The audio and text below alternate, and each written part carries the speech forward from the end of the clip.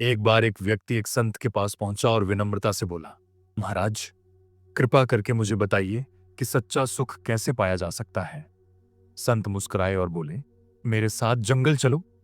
व्यक्ति इस सहर्ष तैयार हो गया। दोनों जंगल की ओर चल पड़े।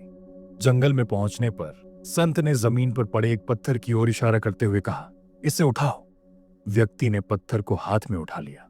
अब दोनों फिर चलने लगे और वह आदमी अब भी पत्थर अपने हाथ में पकड़े हुए था।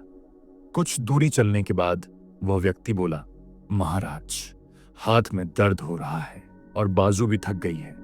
संत ने शांत स्वर में कहा, तो फिर अब उसे नीचे रख दो। जैसे ही यह सुना, व्यक्ति ने झट से वह पत्थर जमीन पर रख दिया और सुकून की गहरी सांस ली। दोनों आगे बढ़ते रहे। थोड़ी देर बाद संत ने पूछा, अब कैसा लग रहा है? व्यक्ति मुस्कुराया और बोला, महाराज, अब तो मन भी हल्का लग रहा है। हाथ का दर्द भी चला गया और शरीर में भी आराम है। अब तो बहुत अच्छा महसूस हो रहा है। संत वहीं रुक गए। चेहरे पर गंभीरता आई और बोले, मित्र, यही है असली सुख का रहस्य। इसी तरह तुम जीवन में खुश रह सकते हो। व्यक्ति थोड़ा चकित था। उसने पूछा, महाराज, कृपया स्पष्ट कीजिए, मैं पूरी तरह समझ नहीं पाया। संत मुस्कुरा उठे और बोले, देखो, जीवन में लोग न जाने कितनी तरह की चिंताओं और परेशानियों को अपने साथ ढोते रहते हैं।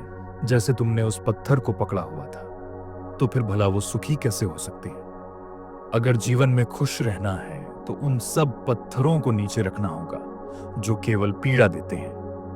अगर हम अपने जीवन पर नजर डालें तो हम पाएंगे कि हमारी स्थिति भी उसी व्यक्ति जैसी है।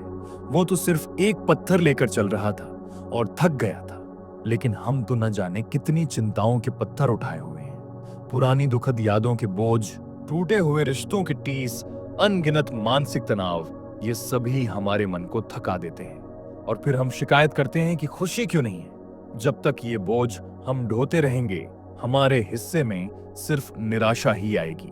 इसलिए अगर आप सच्चे अर्थों में सुखी होना चाहते हैं तो इन मानसिक पत्थरों को अपने मन से उतार दीजिए। खुद को भीतर से हल्का कीजिए, क्योंकि चिंता करने से कुछ नहीं बदलता। जो कुछ बदल सकता है वो है आपका प्रयास। तो मेहनत करें, पर चिंता का बोझ अपने साथ न रखें। तभी आप एक सच्चे अर्थों में सुखी, संतुलित और संतुष्ट जीवन जी सकेंगे।